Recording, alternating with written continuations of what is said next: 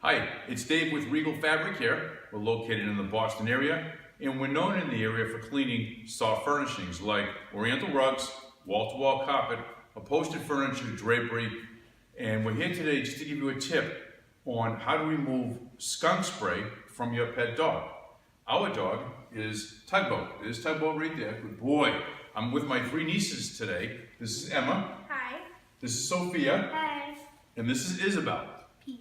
We're going to show you an easy, inexpensive way that's safe for you and your pet to remove skunk odor today. So what we're going to be using, and there he goes, he's very curious. In a 5-gallon pail of warm water like that, per gallon, we're going to add 2 cups of 3% hydrogen peroxide, which is the over-the-counter peroxide you find at any retail store. We're going to use some dishwashing detergent, a tablespoon for every gallon of warm water. Thank you, Isabelle. And 1 box of baking soda per gallon of warm water. We're going to make a 2-gallon solution because we're going to bathe him at least a couple of times. Now, Tugboat has not been actually sprayed by a skunk for this video, but it has happened in the past. This solution has worked wonders. We've used similar solutions to get the skunk smell out of upholstered furnishings where the dog has got sprayed outdoors, ran indoors, and touched and got into the carpet, upholstery, and drapery. We've used this very successfully.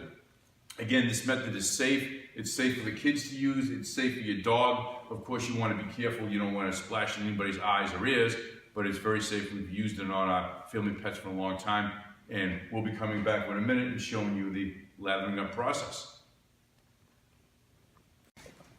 So what we've done is we've rinsed Tugboat with he has the skunk spray on him. We've rinsed them. Now we're going to show you gentle methods. Isabelle is going to come around here, and we're going to put this solution down. Again, this is peroxide, baking soda, and dishwashing detergent. And sometimes it will get messy.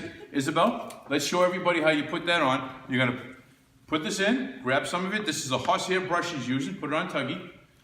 That's it. And Sophia, you come over here and you wet that cloth.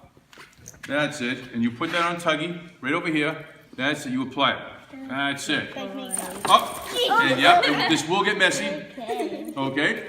Oh, don't forget his legs. That's it. Now when it comes, Sophie, can I grab that cloth a minute? Now when it comes to his face, ears, eyes, what you want to do is wet this out. Come on, Tuggy, over here, buddy. Sit. Tuggy, sit. Gotcha. And you want to go up like this. Many times the dogs get sprayed right in the face or the mouth, and you have to get in there.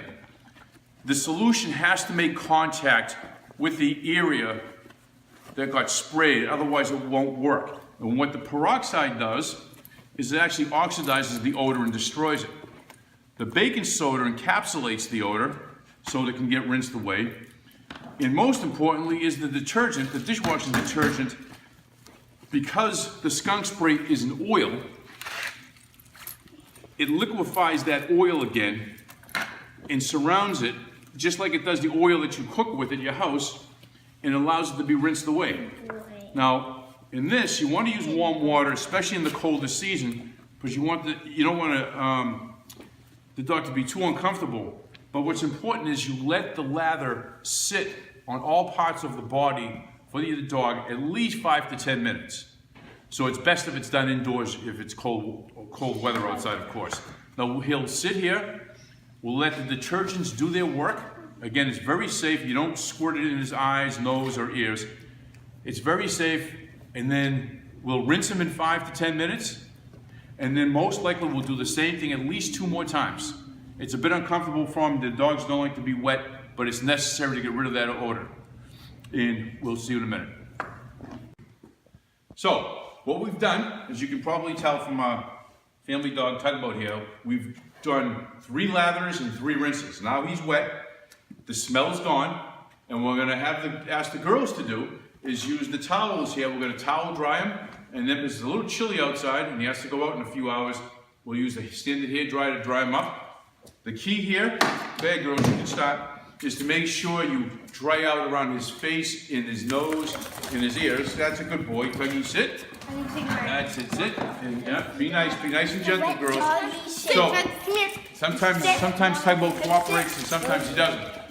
So if you have any questions, please comment below. If you enjoyed the video, subscribe to our channel. And I'm hoping that you found this interesting. I'll leave the details of what actually goes into the mix in the explanation description below. Thank you for watching.